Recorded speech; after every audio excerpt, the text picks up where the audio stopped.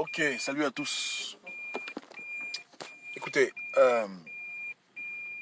j'encourage la frangine, hein, notre sœur Farida, à laisser tomber l'activisme politique.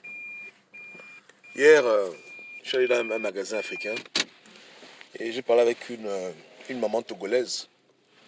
Elle m'a dit qu'elle a eu la tension le week-end qui a suivi les élections. Lorsqu'elle a vu que Faure Nassimbe a été réélu, la pauvre vieille a eu la tension, elle est partie aux urgences. Ouais, non?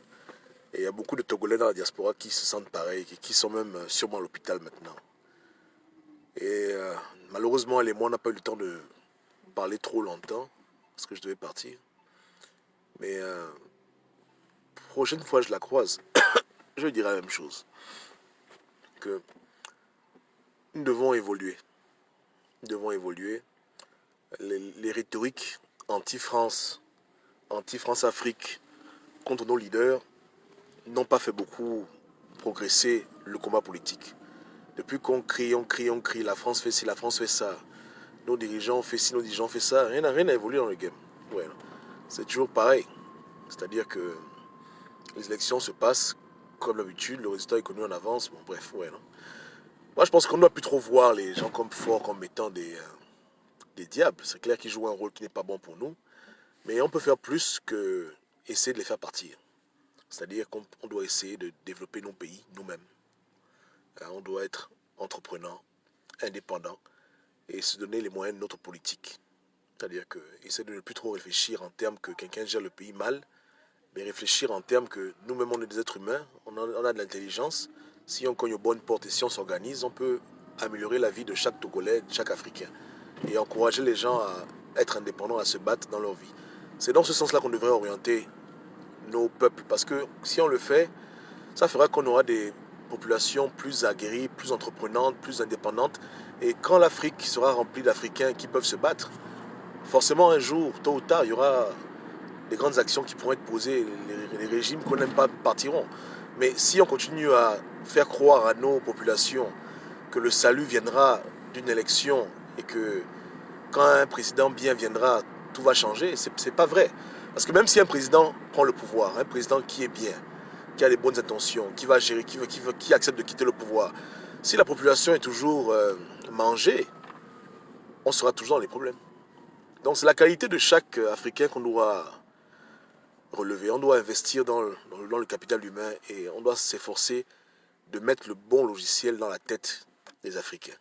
Un Africain doit se débrouiller, il doit être digne, il doit travailler dur, il doit être entreprenant, il doit avoir une vision pour lui et pour son continent, il doit aider les autres, il doit être solidaire. Voici les qualités dont on a besoin.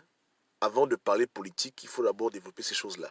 Donc, c'est pas la peine de passer toute la vie à être déçu. Qu'il fasse 100 ans au pouvoir, 40 ans au pouvoir, c'est pas grave. Ce qui est important, c'est que chaque année, les Togolais prennent conscience de l'importance du travail, des opportunités que le monde leur offre, qu'ils soient de plus en plus solidaires, qu'ils essaient au maximum d'améliorer leurs conditions de vie à leur échelle, qu'ils soient solidaires avec leurs frères africains, francophones, et que nous puissions nous-mêmes bâtir les murs de notre maison. Ouais, hein? Donc il faut laisser les Sassou, les Bongo, les Yadima, il faut les laisser. Parce que même si on voulait bouger les choses à ce niveau, il faut reconnaître qu'on n'a pas les moyens de notre politique. La politique mondiale se fait avec beaucoup d'argent, beaucoup de relations, beaucoup de médias. On est en train de vouloir faire quelque chose qui nous est impossible parce qu'on n'a pas les moyens de notre politique. Il faut qu'on l'avoue. On n'est pas capable de pouvoir se payer une armée. On n'est pas capable de pouvoir mettre les gens à la maison et on les paye pendant 2 semaines, ils font un boycott. On n'a pas les moyens de faire ça. On n'a pas les moyens. Il y a la volonté, il y a la vision, il y a l'idéalisme. Mais sur le terrain, tout s'effondre. Il ne faut pas qu'on se retrouve pendant 30 ans, 40 ans à être des beaux parleurs. Parce que beaucoup de gens, ils font l'activisme, après ils meurent dans l'activisme, et leur pays n'a jamais changé. Beaucoup sont morts depuis 2009 dans l'activisme. Mais est-ce que le pays a changé? Rien n'a changé. La politique, elle est la même. Les élections sont toujours comme elles se passent. Bon, en un mot, aucune barrière n'a été repoussée. Il n'y a rien que l'activisme africain ait pu faire en 10, 20 ans. Il n'y a rien. Dans la zone francophone, centrale et même de l'Ouest, il n'y a rien. Rien du tout. Il y a eu beaucoup de marches, il y a eu beaucoup de bruit, il y a eu beaucoup de livres, beaucoup de conférences, beaucoup d'humeur, plein de choses, plein de vidéos. Mais Quel est le bilan? Le bilan, il est nul. C'est nul, le bilan est zéro. Au contraire, nos leaders ne font que gagner les élections avec des plus grands scores. Là, Nassibé, il a eu 72%. Bon, vous voyez qu'ils n'ont rien à foutre. Hein? Donc, on ne peut pas mener un combat des émotions. Et quand on n'a pas les moyens de mener un combat, on se retire, on va faire autre chose jusqu'au jour opportun où on aura réellement les moyens de lutter. Mais là, on n'a pas les moyens de lutter, donc ça ne sert à rien. Il faut mieux investir dans la vie de chaque Togolais, dans chaque village. Il faut que les gens s'organisent dans les communautés, dans les quartiers, dans les villes, pour se prendre en charge. Ce que l'État fait, tant mieux. Ce que l'État ne fait pas, c'est pas grave. On fait ça nous-mêmes. Et puis le jour où Dieu donne les moyens, le jour où le temps est bon, maintenant les gens pourront parler politique parce qu'ils pourront bouger les lignes. Mais tant qu'on ne peut pas bouger les lignes, pourquoi vouloir jouer un jeu pas bouger les lignes? C'est ridicule, c'est bête. Et c'est de l'énergie qu'on perd pour rien, en salive, en pensée, en stress, en AVC, non mais c'est bon. Hein? Il faut orienter les Togolais dans l'entrepreneuriat. Il faut orienter les Togolais dans l'industrie de haute échelle, dans la haute finance. Il faut les orienter dans les organismes internationaux pour qu'ils y travaillent. Pas être comme des manifestants dehors, mais comme des employés. Il faut orienter les gens dans les lieux stratégiques pour que le jour où tout est bon, mais on fait l'ancham. Hein? Même à la rigueur, dans l'Élysée, le gouvernement français, il faut avoir une stratégie à long terme. Mais en parallèle, il faut relever le niveau de l'homme francophone qui a été trop rabaissé, trop humilié pendant tout ce temps. Ah, ça c'est mon avis. Ouais, c'est mon avis. Donc, c'est quelqu'un que les Togolais écoutent beaucoup. Mais je pense qu'aujourd'hui, c'est l'égarement maintenant. Moi, je pense que les gens égarent les gens. Ouais, en tout cas, si c'est France-Afrique, tout le monde a la page. Hein. On sait tous ce que c'est. Bon, on a tous compris. Hein. Congo, Gabon, Cameroun, Togo, bon, c'est bon. Hein. Si quelqu'un n'a pas compris ça, c'est qu'il est idiot. Ouais, non? 4 pays, 4 élections, le même résultat habituel, ça va. On est en 2020. On est en 2020 maintenant. On est en 2020, il faut mettre l'énergie ailleurs. Il faut mettre l'énergie ailleurs. Ailleurs. Il faut que les gens se prennent en main eux-mêmes, qu'ils se battent eux-mêmes, qu'ils apprennent à se débrouiller eux-mêmes, qu'ils soient super motivés pour leur propre vie, qu'ils oublient l'affaire de l'État, qu'ils oublient l'affaire des dirigeants, qu'eux-mêmes ils prennent en main leur vie, qu'ils se battent, et qu'ils apprennent aux autres à se battre, qu'ils soient solidaires, qu'ils s'entraident, qu'ils se serrent les coudes, qu'ils changent leur vie. Et s'ils le font, un jour, ils changeront leur pays. C'est ce que je pense. Honnêtement. Ok. Non. Non, il n'y a rien avec la sœur. Je parle à la sœur parce que la sœur influence beaucoup ses frères togolais. Et ils ont eu l'élection où le président Nassimbe est repassé. Et ils sont énervés, ils sont fâchés. Bon. Moi, je pense qu'ils aient les AVC. Ouais. Et je m'efforce de leur dire que ça ne sert à rien de parler d'un problème qu'on n'a pas les solutions du problème. Pourquoi perdre le temps en train de parler d'un problème où on n'a pas de solution immédiate, concrète? Dans ce monde, c'est les intérêts qui parlent, c'est pas les émotions. C'est pas les droits de l'homme ou bien l'humanisme international ou bien les lois internationales. Ça, non, le monde, c'est pas ça. Dans le monde, ceux qui payent, c'est celui qui a les moyens, il fait. Celui qui a le pouvoir de faire, il fait. Si les gens s'opposent, ils s'opposent. Et si le plus fort, il s'impose. C'est vraiment la loi du plus fort. Ce n'est pas la loi de la pitié ou bien la loi de la gentillesse. Même pour des choses telles que l'abolition de l'esclavage, c'était un rapport de force. Il y a eu la guerre pour ça. Le président Lincoln a fait la guerre à ses propres frères blancs pour leur imposer la liberté des Noirs, en partie. Donc même pour des décisions qui peuvent être humanisme, il faut avoir les moyens de sa politique. Mais quand on n'a pas les moyens de sa politique, on reste tranquille, on cherche les moyens, et tant qu'on ne les a pas trouvés, on évite de venir perdre le temps. Bon, il y a beaucoup à faire dans le monde, il y a beaucoup à faire dans la vie. On est africain, on n'est pas des idiots. Donc on veut dire quoi? Que sans l'État, hein, on ne peut pas vivre. Donc nous, Africains, sans nos États, sans nos républiques, hein, sans les routes, sans les ponts, sans les hôpitaux, on ne peut pas vivre. C'est ça en fait qu'on est en train de dire, qu'il faut absolument qu'il y ait à la tête de nos États un changement pour qu'on change dans nos vies. Non. Non, non, non, non, non. Avec ou sans changement, on doit apprendre à se débrouiller en toutes circonstances. En l'occurrence, en dictature, comme en démocratie, c'est comme ça. On est le peuple noir, donc on doit se battre. Mais les combats de Ford, Sassou, ça c'est Paul Biya, c'est des faux combats, il faut laisser ça. Il faut laisser tout ça. La vérité, je vous dis la vérité, oubliez l'affaire là, oubliez l'affaire là. Get money, faites vos vies, débrouillez-vous, battez-vous, créez vos solutions, créez vos mécanismes, créez vos réseaux, laissez les trucs là de côté. C'est pas la peine. Ouais, non, c'est pas la peine. Vous allez seulement aller de tristesse en tristesse. Et c'est toujours ce que vous ne voulez pas voir qu'on va vous imposer. Et vous ne pouvez rien faire contre ça parce que vous n'avez pas les moyens de votre politique. Vous n'avez pas les moyens de stopper la France-Afrique, de les ralentir, de les faire basculer ou de les faire changer d'avis. Rien. Ce que les gars décident de faire, ils font. C'est ça, ouais, c'est que ce que les gars décident de faire, ils font. Et en face d'eux, il n'y a que le bruit. En face d'eux, il n'y a que les gens qui ruminent. On ne veut plus, laissez-nous. C'est ceux qui sont en face d'eux. Ils n'ont pas en face d'eux des gens qui ont les moyens financiers de les faire du mal. Ils n'ont pas en face d'eux des gens qui ont les réseaux pour les saboter. Ils ont en face d'eux des gens qui crient. Voilà. Ouais, non? Et le monde ne marche pas comme ça. Hein? Ça ne marche pas comme ça. Ils n'ont pas en face d'eux des Africains qui ont un budget de 1 trilliard, qui peuvent secouer les pays l'Afrique de l'Ouest, l'Afrique centrale, qui peuvent mettre les gens dans des situations façon, qui peuvent bloquer, qui ont des chaînes de télévision, des radios. On n'a rien. On est seulement en train de parler. C'est ça, en vrai, non? Le monde ne marche pas comme ça. C'est un système qui doit combattre un système. Un individu ne va pas combattre un système. C'est un système qui combat un système.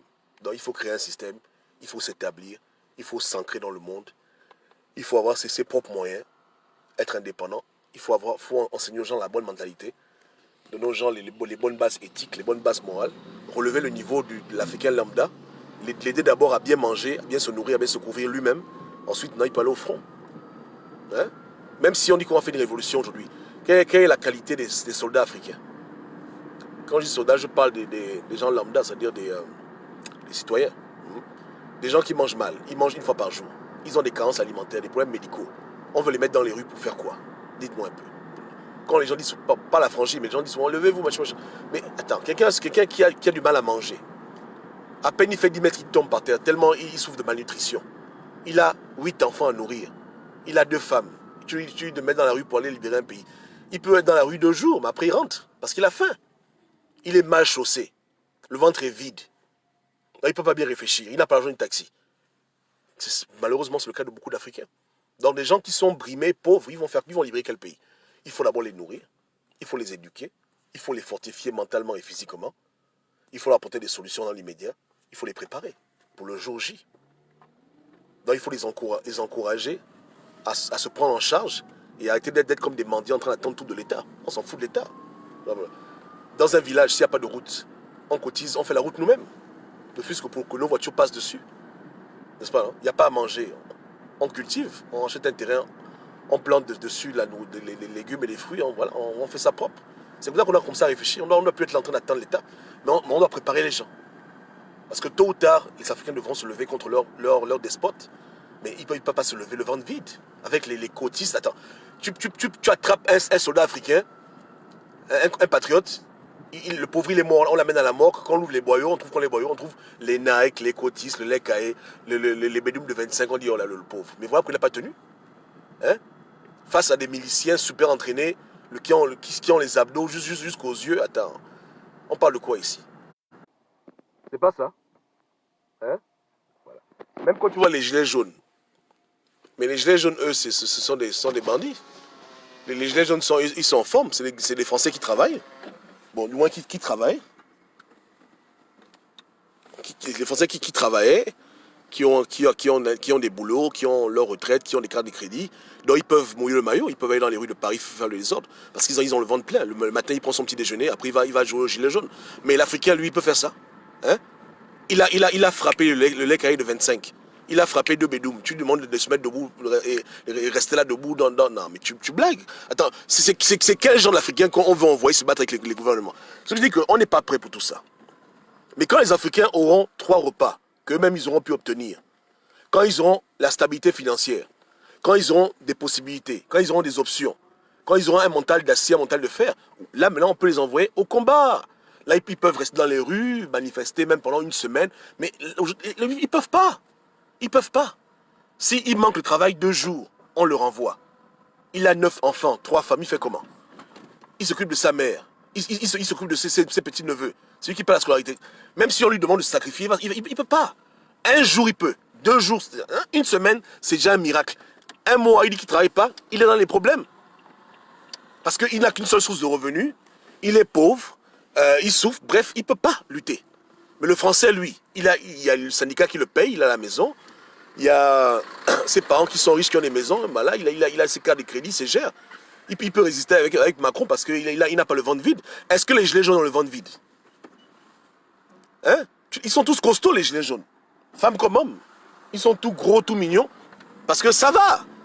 C'est des gens en bonne santé qui mènent un combat idéologique. Mais en Afrique, l'Afrique, c'est les gens qui souffrent. Hein? Ils ont les maladies nutritionnelles. Ça va pas, là. Hein? D'autres, les problèmes de dents. D'autres, les problèmes bizarres. Oh là là. Les gars, laissez ça. Laissez tout ça. Il faut d'abord aider l'Afrique. Vous comprenez? Quand on aura des Africains qui sont comme les gilets jaunes, en bonne santé, hein, avec leur propre économie, leur propre mécanisme, qui ne sont pas en train de dépendre de l'État, ils pourront bouder avec l'État. Mais aujourd'hui, les gens sont trop dépendants parce que les gens n'ont pas de solution. Ils sont comme des bébés. Et ça fait qu'ils ont du mal à lutter. Même si quand ils manifestent en Afrique, ils manifestent 2-3 jours après, ils rentrent chez eux.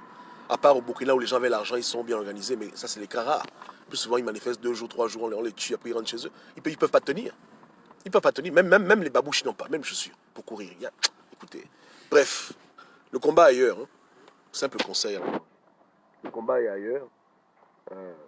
Il faut être dans la vie patient et se préparer comme il faut avant de s'engager dans des batailles qui sont difficiles. Ouais, on a affaire à des gens qui ont des moyens quasiment illimités, des moyens financiers, des moyens militaires, des moyens politiques, des moyens diplomatiques, des moyens technologiques. Il faut qu'on comprenne bien ce qu'on est en train de faire, à qui on a affaire. Et quand je parle de moyens diplomatiques, je pense qu'ils ont assez prouvé leur puissance. 4 élections, 4 adoubements internationaux. Quand je parle de moyens financiers, les choses sont claires. Le FMI est là, la Banque mondiale est là. Ils ont l'argent. Le Togo n'a pas de problème. Le Gabon non plus, il y a l'argent qu'on leur donne tout le temps. Sur le point de vue diplomatique, tout a été verrouillé. Du moins, je m'excuse, politique, il n'y a pas de problème. Ils ont toujours des supporters dans leur pays. C'est pas comme si tout le peuple est contre eux. Donc, voilà. Bon, écoutez, sur tous les axes qui font un pouvoir, ils sont prêts. Hein? Donc, arrêtons le carnage et repartons dans le dojo. On a besoin d'être plus fort que ça. Là, on dépense notre énergie pour rien. Ouais, non? Donc, get money, émancipons l'Afrique. On doit coacher l'Afrique. Et quand l'Afrique sera prête, elle fera ses révolutions. Avec ses propres moyens. Pour l'instant, on n'est pas encore là-bas. Mon point de vue. Hein. Ok. Que Dieu vous garde. Que Dieu vous donne la sagesse.